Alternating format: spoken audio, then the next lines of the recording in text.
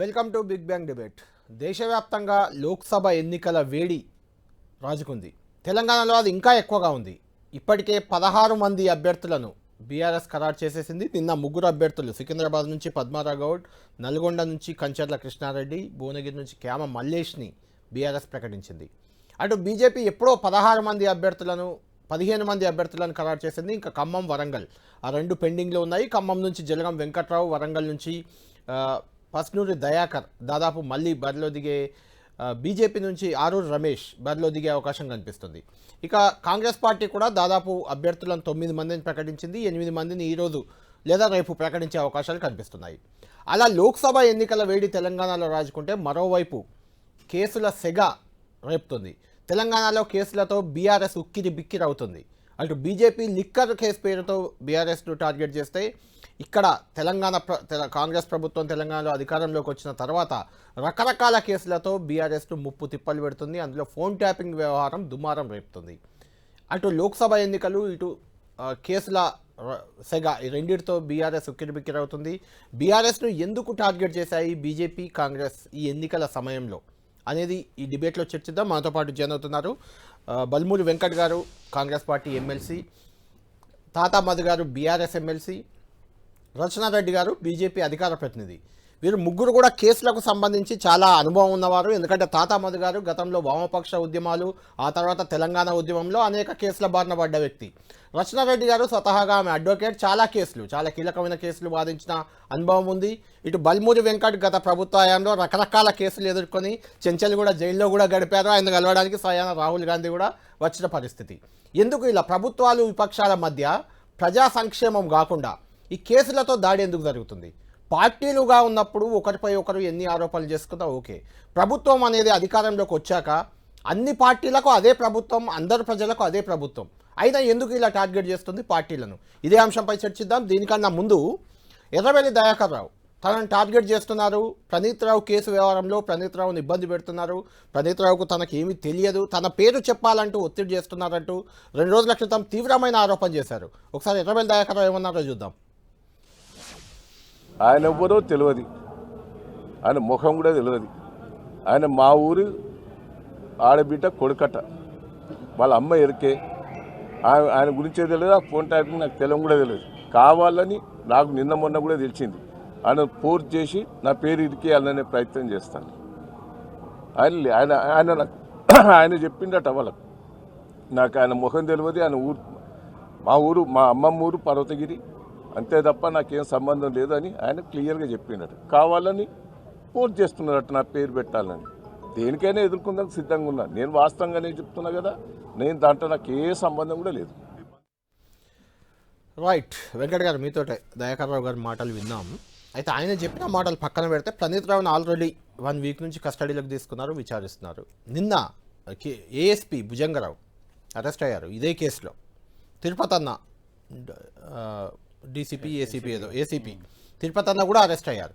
అంటే phone tapping వ్యవహారాన్ని మీద ఉన్న ఫోకస్ ప్రభుత్వానికి మిగిలిన అంశాల మీద లేదంటే మీరేమంటారు? ఒకటి. రెండోది, దయాకర్ రావు ఇష్యూయే కాదు, మాజీ మంత్రులు మల్లారెడ్డి, రాజశేఖర్ రెడ్డి బుల్డోజర్లు తీసుకెళ్లారు, అక్కడ బిల్డింగ్స్ కూల్ చేశారు. అప్పుడెప్పుడో 28 ఏళ్ల క్రితం వాళ్ళ అధీనంలో ఉన్నవి, అవి కొత్త ఏం కావు. ఈ 100 రోజుల పాలనలో వచ్చిన కట్టడాలో వచ్చిన కబ్జాలో కావు అవి. ఒకటి. దాంతో మల్లారెడ్డి, రాజశేఖర్ రెడ్డి దాదాపు సైలెంట్గా అయ్యారు. మీరు అబ్జర్వ్ చేస్తుంటారు. లాస్ట్ 10 years లో కట్టినాయి. అదే అఫ్ కోర్స్ 100 రోజుల్లో కాదు, లాస్ట్ 10 సంవత్సరాలు వాళ్ళు 28 ఏళ్ల నుంచి అవి కబ్జాలు ఉన్నాయి.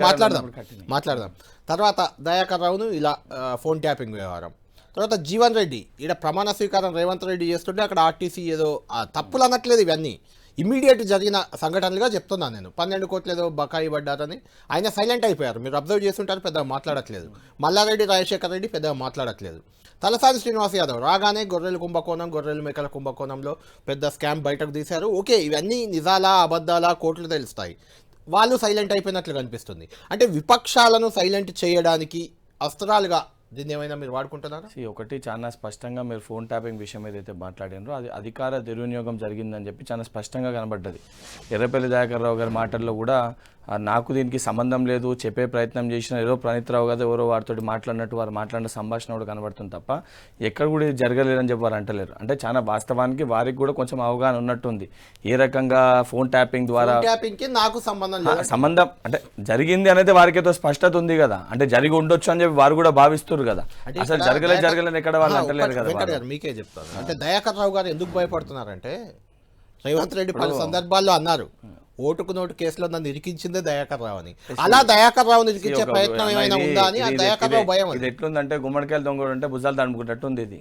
ఇప్పుడు వాస్తవానికి అక్కడ జరిగింది ఏంది, వాస్తవానికి బయటికి వచ్చి అధికార దుర్వినియోగం జరిగిందని చెప్పి వారిని అరెస్ట్ చేశారు. దానికి సంబంధించిన ఎవిడెన్సెస్ అని కూడా హార్డ్ డిస్క్ని తీసి దాన్ని రిట్రీవ్ చేసేది వికారాబాద్ దగ్గర దొరికింది. అంటే మనం కూడా మీడియా ముఖంగా చూసింది, దాని డేటా సంబంధించి రిట్రీవ్ చేయడానికి ప్రయత్నిస్తున్నారు. అండ్ వాస్తవానికి దాని ద్వారా ఏ రకంగా దుర్వినియోగం చేసిరని చెప్పి వారిపైన మటుకే చర్యలు తీసుకోవడం జరిగింది. ఎక్కడ కూడా బీఆర్ఎస్ పార్టీ నాయకులను అరెస్ట్ చేసో అర్ధరాత్రి పూర్తిగా రేవంత్ అన్న ఆ రోజు అరెస్ట్ చేసి ఏది ఇంటి తలుపులు వాళ్ళ కొట్టి తీసుకుపోయినట్టు, లేకపోతే ఉదయం 10 గంటలకు చెప్పకుండా వీళ్ళని అక్రమంగా రోడ్డు పైన పట్టుకొని వీళ్ళ ఫోన్లు గుంజుకునే దాఖలాలు ఎక్కడ కూడా నిజంగా బెదిరించే ప్రయత్నం చేస్తే. అండ్ మీరు మల్లారెడ్డి గారిది ఇంకొక రెండు చెప్తాను మీకు, బెదిరించే ప్రయత్నాల్లో అది నిజమా కాదా మీరే చెప్పాలి. సుమన్ రేవంత్ రెడ్డి గారిని ఏదో కామెంట్ చేశారని సుమన్ పై కేసు పెట్టి సుమన్ అబ్స్కాండింగ్ లో ఉన్నాడు. మాజీ ఎమ్మెల్యే, బీఆర్ఎస్ మాజీ ఎమ్మెల్యే, అదొకటి. రెండోది నిన్న మొన్న కృషాంక్ ఏదో ఒక పోస్ట్ పెట్టాడు చిత్రపూరి కాలనీలో అవినీతి జరిగిందని. అతను ఇంటిపైకి పోయి ఫోన్ తీసుకొని లాక్కున్నారు, చేశారు. అటువంటి ఆరోపణలు, అటువంటి విమర్శలు యూట్యూబ్ మీరు ఒక్కసారి ఓపెన్ చేయండి, మీకు అదే చెప్తున్నా, మీ మీద నా మీద కూడా ఉంటాయి. మీకు అదే చెప్తున్నా, దేనిపైన సంబంధించి ఇప్పుడు స్వేచ్ఛగా ఈ ప్రజాప్రభుత్వంలో ఎవరు ఏదైనా పెట్టవచ్చు, తప్పుపడతలేము. కాకపోతే పెట్టేదాన్ని మనోభావాలు దెబ్బతీసే విధంగా, అవతల వ్యక్తిని ఇబ్బంది కలిగించే విధంగా తప్పుడు ఆరోపణలు చేస్తే ఎవరన్నా వెళ్ళి పోలీస్ స్టేషన్లో కంప్లైంట్ ఇస్తే తప్పనిసరిగా దానిపైన పోలీస్ కేసులు పెడుతుంది.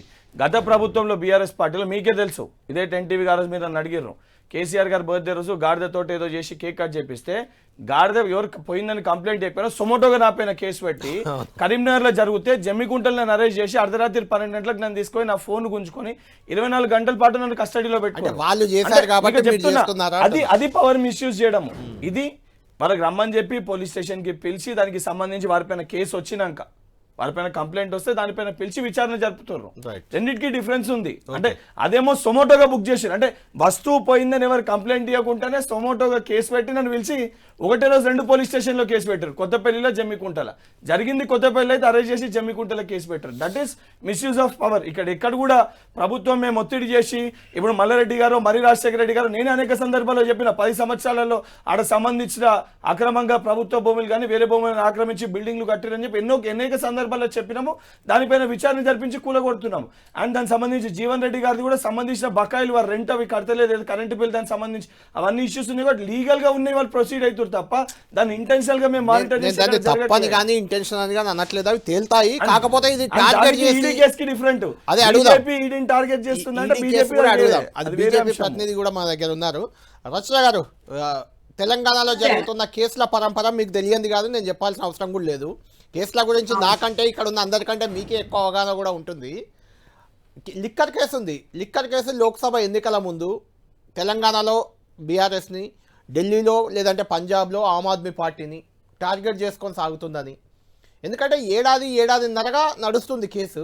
సడన్గా నెలన్నర ఎన్నికలు, ఇప్పుడే కేజ్రీవాల్ని అరెస్ట్ చేయడం, కవితను అరెస్ట్ చేయడం, ఇదంతా అంటే దీనికి విపక్షాలను ఇబ్బంది పెట్టడానికి సంబంధం లేదా, ఉందా? ఒక అడ్వకేట్గా, ఒక రాజకీయ నాయకురాలిగా కూడా 2 వెర్షన్లో చెప్పండి మీరే.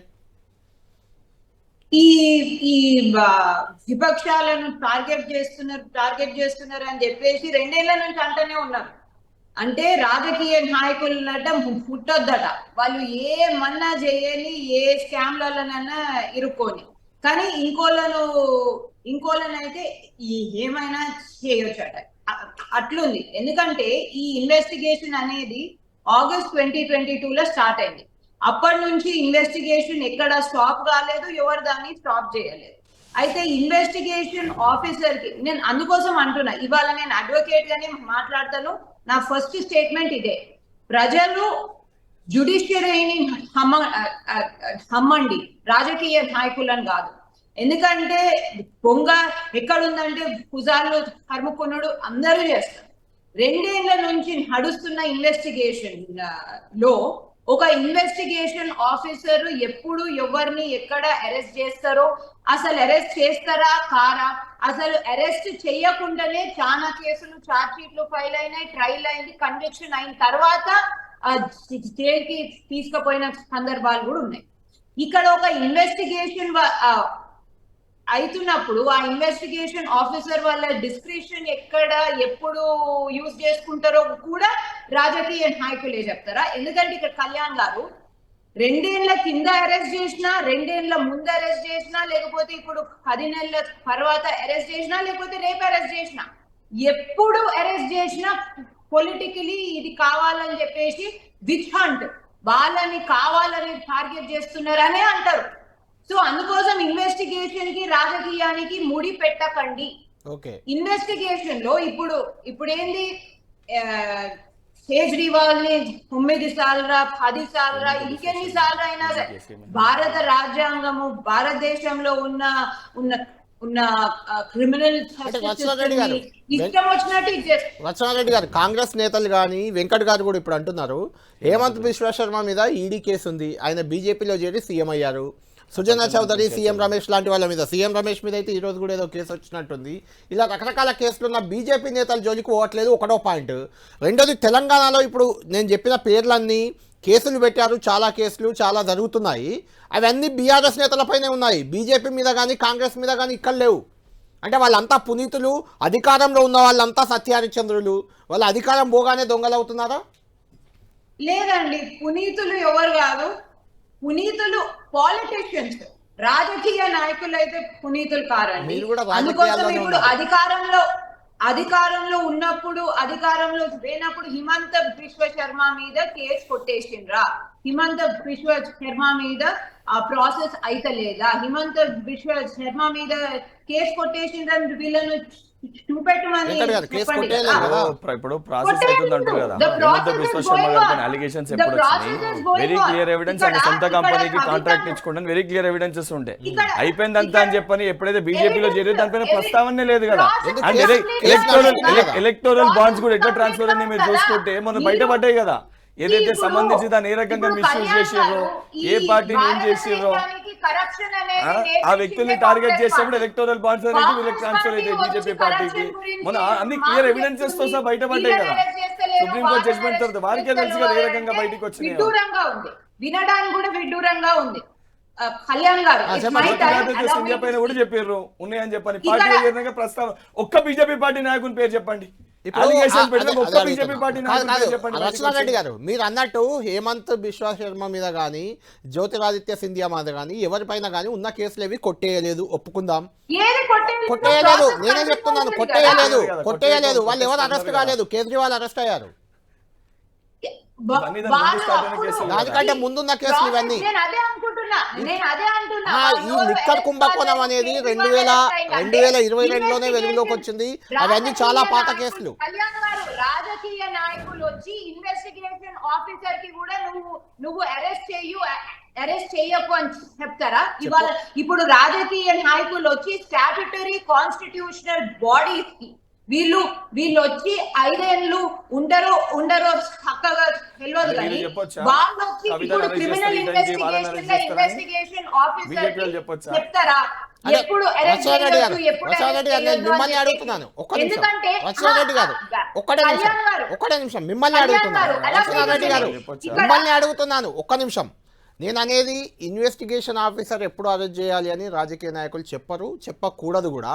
అయితే నేను మిమ్మల్ని సూటిగా అడుగుతున్నాను, అధికారంలో ఏ పార్టీ ఉంటే ఆ పార్టీ మైండ్ సెట్కి అనుగుణంగా, ఆ పార్టీ మనుషులను ఒక రకంగా, విపక్షాలను ఒక రకంగా, ఇన్వెస్టిగేషన్ అధికారులు వాటెవర్, సిబిఐ కానీ, ఈడీ కానీ, లేదంటే తెలంగాణ పోలీసు కానీ, ఏపీ పోలీసు కానీ, ఎవరన్నా కానీ చూస్తారా చూడరా? మీరు నిర్మోహమాటంగా చెప్పండి. నిర్మోహమాటంగా చెప్తున్నా అలా చూడరు. ఎందుకంటే చాలా గవర్నమెంట్లలో వాళ్ళ కొంత వాళ్ళని అరెస్ట్ చేసి, లేకపోతే వాళ్ళ మీద కేసు స్టార్ట్ చేసి, ఇన్వెస్టిగేషన్ స్టార్ట్ చేసిన ఇవి కూడా ఉన్నాయి.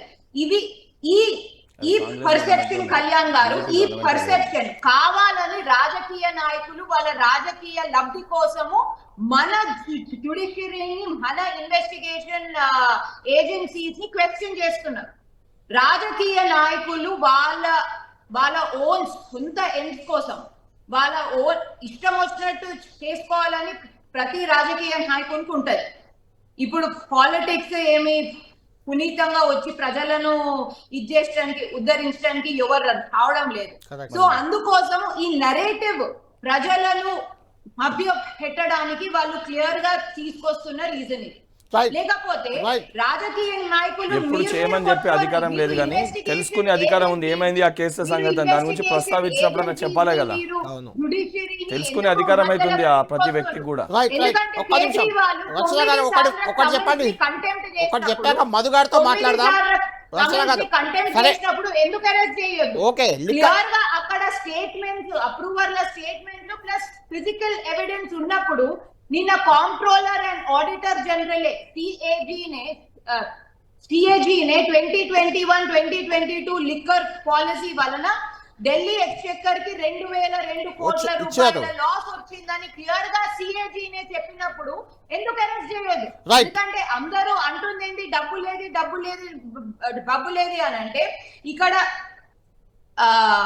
ఈడీ హవాలా ట్రాన్సాక్షన్ కాకుండా ఇక్కడ clearly 2002 crores loss other than, అంటే ఈ ముడుపులు పక్కకు పెడితే ఆ ముడుపులతో పాటు ఇంక్లూడ్ చేసి under licensing, under subsidising, vending and vendors problem, liquor case గురించి మీరు క్లారిటీ ఇచ్చారు. ఓకే, ఈ 110 రోజుల్లో తెలంగాణ ప్రభుత్వంలో కూడా తెలంగాణలో కాంగ్రెస్ అధికారంలోకి వచ్చాక చాలా కేసులు అయ్యాయి. అందులో ఫోన్ ట్యాపింగ్ ఉంది, ఇంకా కొన్ని కేసులు కూడా ఉన్నాయి. అవన్నీ కూడా కరెక్ట్గానే జరుగుతున్నట్టు మీకు అనిపిస్తుందా? ఏమైనా ప్రతిపక్షాలను, ముఖ్యంగా బీఆర్ఎస్ని టార్గెట్ చేస్తున్నట్టు మీకు ఏమైనా కనిపిస్తుందా? ఫోన్ ట్యాపింగ్ అయితే అది కూడా ఇల్లీగల్. ఫోన్ ట్యాపింగ్ దానంతలో అది ఇల్లీగల్ కాదు. Indian telegraph act red with standard procedure code of 2014 కింద ఓన్లీ కొన్ని ఏజెన్సీస్, 10 ఏజెన్సీస్, అంటే భారతదేశంలో మొత్తం 10 ఏజెన్సీసే, స్టేట్ లో అయితే స్టేట్ హోమ్ మినిస్ట్రీ, యూనియన్ లో అయితే యూనియన్ హోమ్ మినిస్ట్రీ కింద ఆ గైడ్ లైన్స్ కింద ఫోన్ ట్యాపింగ్ చేయొచ్చు. అయితే అసలు ఫోన్ ట్యాపింగ్ జరిగిందా? ఫోన్ ట్యాపింగ్ చేయడానికి వీళ్ళకు ఎటువంటి పర్మిషన్లు ఉన్నాయి? అసలు రాజకీయ నాయకుల మీద ఫోన్ ట్యాపింగ్ చేసే హక్కు, అర్హత ఎవరికి లేదు. రాజకీయ నాయకులు లేదు. Phone tapping only national security and state security reasons కోసమే చేయొచ్చు. సో అసలు ఫోన్ ట్యాపింగ్ జరిగిందా? ఇన్వెస్టిగేషన్ చెయ్యండి కదా. మీరు ఇన్వెస్టిగేషన్ తప్పు అంటుండ్రు. అది ఆపోజిషన్ అయినా ప్రపోజిషన్ అయినా ఇన్వెస్టిగేషన్ కి లొంగాల్సిందే, ఏ గవర్నమెంట్ అయినా. ఎందుకంటే మీరు కొట్లాడుకోండి, కానీ మీరు దేశంలో ఉన్న constitutional law enforcement statutory agencies ని ప్రశ్నించేటానికి మీరు ఎవరు? ఇన్వెస్టిగేషన్ కంటిన్యూ కానీ. రైట్ తాతా మధు గారు, ఇప్పుడు మీరే చెప్పాలి. లోక్సభ ఎన్నికలు, మొన్న అసెంబ్లీ ఎన్నికలు ఎదుర్కొన్నారు, ఇప్పుడు లోక్సభ ఎన్నికలు కూడా ఎదుర్కోబోతున్నారు. దానికంటే బీఆర్ఎస్ నేతలకు ఈ కేసులను ఎదుర్కోవడం పెద్ద సవాలుగా కనిపిస్తుంది. ఏంటి, ఎలా చూస్తున్నారు ఈ కేసులన్నింటినీ? లిక్కర్ కేసు కానీ, ఇక్కడ ఫోన్ ట్యాపింగ్ కానీ, మల్లారెడ్డిపై కేసు, సుమన్పై కేసు, క్రిషాంక్పై కేసు, ఇలాంటి కేసులన్నింటినీ ఎలా చూస్తున్నారు మీరు? ఈ కేసుల భయానికి ఇంకొక పాయింట్ యాడ్ చేస్తున్నాను. ఈ కేసుల భయంతో కొంతమంది బీజేపీ వైపు, కొంతమంది కాంగ్రెస్ వైపు కూడా మీ నాయకులు వెళ్లే పరిస్థితి కనిపిస్తుంది. కళ్యాణ్ గారు, ఇప్పుడు సరే వెంకట్ గారు, రచన గారు మాట్లాడారు. ఒకటి మనం అందరం అంటే అర్థం చేసుకోవాల్సింది, ఎందుకంటే అందరం ఎడ్యుకేటర్స్, అందరం ఆల్మోస్ట్ మాస్టర్స్ చేసి, లా చేసి, అందరూ అంతో ఎంతో 4 విషయాల మీద అవగాహన ఉన్నాడు. భారతదేశ రాజకీయాల పరిణామ క్రమం చూసుకున్నప్పుడు అంటే డిగ్రేడ్ అయిపోతూ ఉన్నాయి. పాలిటిక్స్ అనేటువంటిది ఇట్స్ నాట్ ఎథికల్, ఐడియాలజికల్ అనేటువంటి, ఎప్పుడైతే ఐడియాలజికల్ అంటే ఆస్పెక్ట్ నుంచి పవర్, మనీ అనే కాన్సెప్ట్ వైపు మూవ్ అవుతున్నారో ఇవన్నీ వస్తాయండి. ఏ పార్టీ అయినా కానీ ఇక్కడ ఇష్యూ ఎందుకంటున్నానంటే ఎంత డిగ్రేడ్ అవుతున్నాయి అనేటువంటిది మనందరం క్వశ్చన్ చేసుకోవాలి. ఇప్పుడు అందరూ మాట్లాడుతున్నాయి, ఎందుకు ఇక్కడ ఇప్పుడు వెంకట్ గారు మాట్లాడితే బీజేపీ మీదనో బీఆర్ఎస్ మీదనో మాట్లాడతారు, లక్ష్మణారెడ్డి గారు మాట్లాడితే బీఆర్ఎస్ మీదనో కాంగ్రెస్ మీద మాట్లాడతారు. బట్ ద ఫ్యాక్ట్ ఈజ్ మనందరం ఏంటంటే గొంగట్లో కూర్చొని మనం ఏంటంటే బొచ్చు ఏరుకున్నట్టుంది పరిస్థితి. గొంగట్లో భోజనం చేస్తాను. భారత రాజకీయాలన్నీ అట్లనే ఉన్నాయి. మీరు అనుకోవచ్చు, ఎందుకంటే ఇంతకుముందు ఉన్నటువంటి ఇండిపెండెంట్ ఈ 75 years లో గత 2 decades ఎస్పెషల్లీ లాస్ట్ డికేడ్ లో ఒక ideological debate, ideological struggle, ideological sanctity అనేది లేకుండా పోయినది ఏ పార్టీ కూడా. దేనికోసం అనేటువంటిది చేస్తున్నది కాకుండా పాలిటిక్స్ అనేది డబ్బు చుట్టూ అధికారం చుట్టే తిరుగుతుంది తప్ప ఒక ఎథికల్ గా ఒక పాలిటిక్స్ చేయటం అనేది ఎవరనేది దీనికి ఎవరు అతీతులు కాదు. ఒక ఆయన ఫోన్ ట్యాపింగ్ గురించి, ఫోన్ ట్యాపింగ్ జరగండి ఎక్కడండి? ఇవాళ బీజేపీ ప్రభుత్వం ఉంది, ఫోన్ ట్యాపింగ్ చేయకుండానే, ప్రతిపక్షాలను కట్టడి చేయకుండానే, ప్రతిపక్షాలను అడ్డుకోకుండానే బీజేపీ రాజ్యం చేస్తుందా? అంటే మీరు ఇందిరాగాంధీ గారు ఎమర్జెన్సీ పెట్టిన దగ్గర వినండి ఒకసారి, ఎందుకు చేస్తున్నారు, దేనికి పర్పస్ అనేది. నేను కూడా ఏంటంటే ఐఎమ్ ఓకే, మీకు ఏదైతే గవర్నమెంట్ దాని మీద ఏదైతే ఎంక్వైరీ చేస్తుందో దట్స్ ఫైన్. రాష్ట్రకి దోషులు ఎందుకు చేశారు, దేనికి చేశారు, ఇవన్నీ బయటకు రావాలి. గతంలో కూడా అనేక ప్రభుత్వం, ఈ రోజు కూడా కాంగ్రెస్ పార్టీ రాహుల్ గాంధీ గారు లోక్సభలోనే చెప్పారు, బీజేపీ మా యొక్క ఫోన్స్ అని ట్యాప్ చేస్తున్నారు, మా ముఖ్య నాయకులు ఎక్కడిని ట్యాప్ చేస్తున్నారని వారే వినండి. ఇవన్నీ కూడా ఎందుకంటే గవర్నమెంట్ ఇప్పుడు రచనారెడ్డి గారు చెప్పారు, టెక్నాలజీ ఎందుకు వచ్చిందా, సాఫ్ట్వేర్ ఎందుకు వచ్చింది, దేనికోసం ఆడుతున్నారటువంటిది. తెలంగాణకు వచ్చిన తర్వాత ఏ టైంలో దాని సాఫ్ట్వేర్ కొన్నారు, ఎందుకు యూజ్ చేశారు, ఎప్పుడు తెలంగాణ రాష్ట్రం వచ్చింది, ఆ రోజు ఎవరున్నారండి? ఎస్ఐబికి శివధర్ రెడ్డి గారు ఉన్నారు. ఈ రోజు ఈ రాష్ట్రానికి కాంగ్రెస్ ప్రభుత్వం వచ్చిన తర్వాత మళ్ళా వాళ్ళు ఇంటెలిజెన్స్ చీఫ్ అయ్యారు వారే. ఈ రోజు పోలీస్ డిపార్ట్మెంట్ క్రిషియల్ గా ఉన్నారు. శివధర్ రెడ్డి గారిని కూడా క్వశ్చన్ చేయమనండి. శివధర్ రెడ్డి గారు ఎందుకు ఇన్స్టాల్ చేశారు, వారిని కూడా ఈ కేసులో చేర్చాలి. చేర్చి ఎప్పుడు ఇన్స్టాల్ చేశారు, చంద్రబాబు నాయుడు గారి దగ్గర ఎప్పుడు ఇన్స్టాల్ చేశారు, మిగతా విషయాలు కాదు ఎక్కడ ఇన్స్టాల్ చేశారు, ఇవన్నీ ఏ ఇన్ఫర్మేషన్ లాగారని. నేనేమంటే ఇక్కడ ఉన్నటువంటి ఎక్యూజ్ చేసినటువంటి వాళ్ళ అనేది గురించి కాదు, మొత్తం ఈ యొక్క కేసుని ఎప్పటి నుంచి జరుగుతుంది అనే దాని మీద పూర్తి తరో ఇన్వెస్టిగేషన్ చేయమని చెప్పండి. మేమే ఇబ్బంది దాని గురించి కాదు. ఇక్కడ ఏంటంటే క్వశ్చన్ ఎందుకంటే దయాకర్ రావు గారు వర్సెస్ రేవంత్ రెడ్డి గారు ఇద్దరు ఇంతకుముందు తెలుగుదేశం పార్టీలో ఉన్న నాయకులే. వారిద్దరి మధ్య ఓటుకు నోటు కేసులో ఉన్నటువంటి విషయాల మీద వచ్చినటువంటి మనస్పర్ధలతో దయాకర్ రావు గారు ఇరికిస్తారనే ఒక ప్లాన్ అనేది జరుగుతూ ఉంది. ఇది వాస్తవం. కావాలంటే ఆ రోజునటువంటి నాయకులందరితో చర్చ పెట్టండి, ఇబ్బంది ఏం లేదు. ఎందుకంటే ఏం చెప్తున్నారు, వీరి అవినీతి కేసు, ఆ అవినీతి కేసు, భారతదేశంలో ఎన్ని అవినీతి కేసులకు శిక్ష పడ్డది ఈ రోజు వరకు? ఎందుకంటే నెంబర్ ఆఫ్ కేసెస్ ఎంత వరకు వాళ్ళు ఈ రోజు అక్యూజ్డ్ గా ఉన్నటువంటి వాళ్ళు కన్విక్ట్ అయ్యారు. రచనారెడ్డి గారు, ఎందుకంటే ఇద్దరు లీగల్ ప్రొఫెషన్ లో ఉన్నోళ్ళం కాబట్టి చెప్తున్నాను, ఎంతమంది నెంబర్ ఆఫ్ అంటే కేసెస్ లో ఎంతమంది.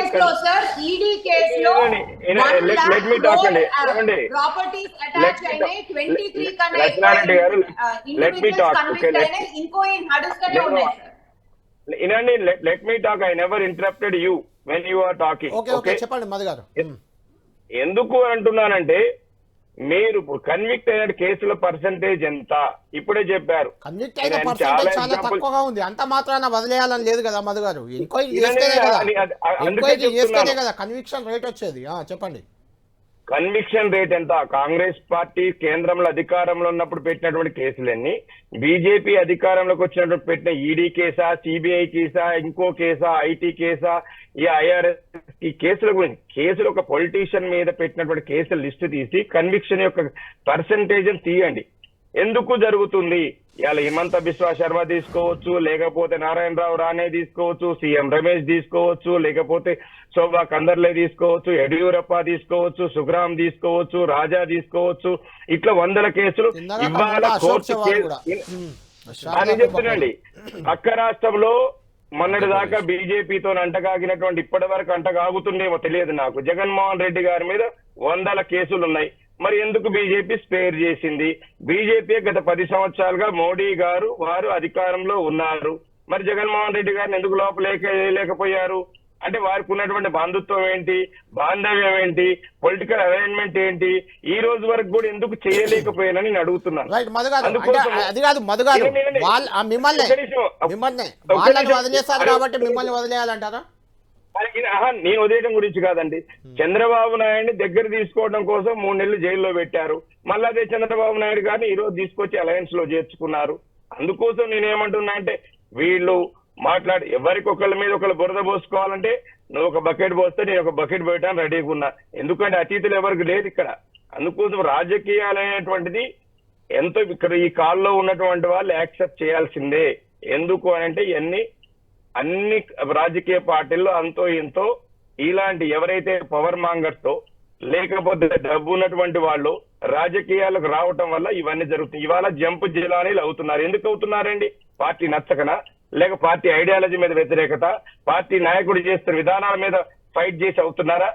కేవలం వాళ్ళ పదవి కోసం మాత్రమే, వాళ్ళ డబ్బు కోసం మాత్రమే, వాళ్ళ ఉన్నటువంటి ఆర్థిక వ్యవస్థను కాపాడుకోవడం కోసమే జరుగుతుంది.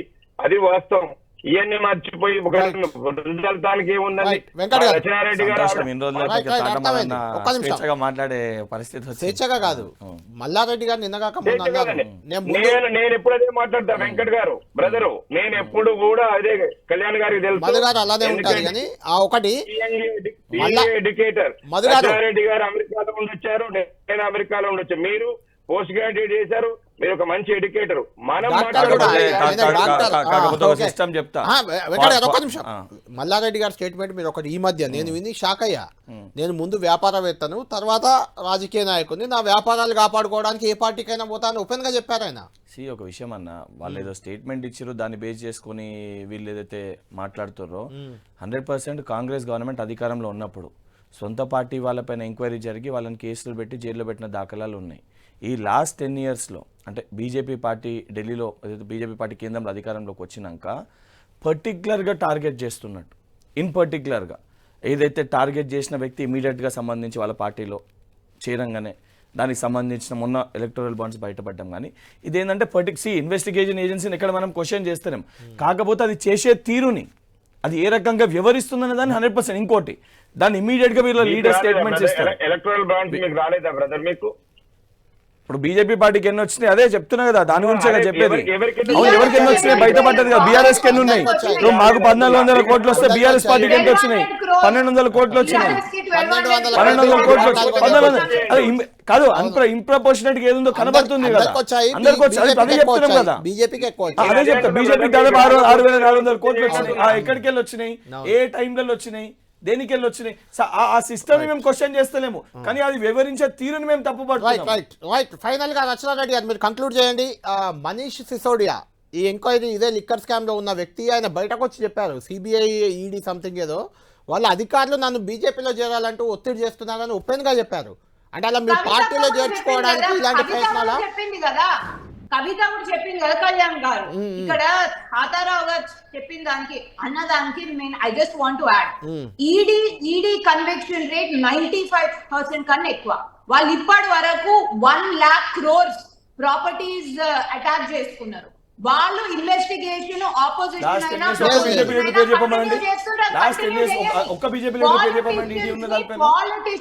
పాలిటిషియన్స్ కి సంబంధించిన కేసులే 95% కన్నా ఎక్కువ కన్విక్షన్ రేట్ ఉంది. ఇప్పుడు జగన్మోహన్ రెడ్డి గారిని కూడా అప్పుడు 2011 లో ఒక 1 year 18 months ఆయన జైల్లోనే ఉన్నారు. ఆయన ఇన్వెస్టిగేషన్ కాదు, ట్రయలే కంటిన్యూ అవుతుంది. సో బీజేపీ ఎవరు వచ్చి ఆయన ట్రయల్ ని ఇంటర్ఫియర్ అవుతానికి, ఆయన కన్విక్ట్ అవుతాడా అక్విట్ అవుతాడా అది ట్రయల్ చేస్తుంది. మళ్ళీ మీరెందుకు భయపడుతుండ్రు? నేను అదే అడుగుతున్నా. కాంగ్రెస్ నాయకులైనా, బీఆర్ఎస్ నాయకులైనా, బీజేపీ వాళ్ళైనా, లేకపోతే ఇంకో ఎవరైనా, let the investigation process continue, let the trial happen. But transparency ga andar paina right. Thank you Venkat garu, thank you Rachnareddy garu, thank you Pradhamad garu. మొత్తానికి ఈ కేసుల దుమారం అనేది అయితే లోక్సభ ఎన్నికల ముందు బీఆర్ఎస్ ని కొంత ఎక్కువగా ఇబ్బంది పెడుతుంది. అయితే దీని ప్రయోజనం కాంగ్రెస్ పార్టీకి కానీ బీజేపీకి కానీ ఎంత మేరకు ఉంటుంది దేశవ్యాప్తంగా కానీ తెలంగాణలో కానీ అనేది మనం వేచి చూడాలి. ఇది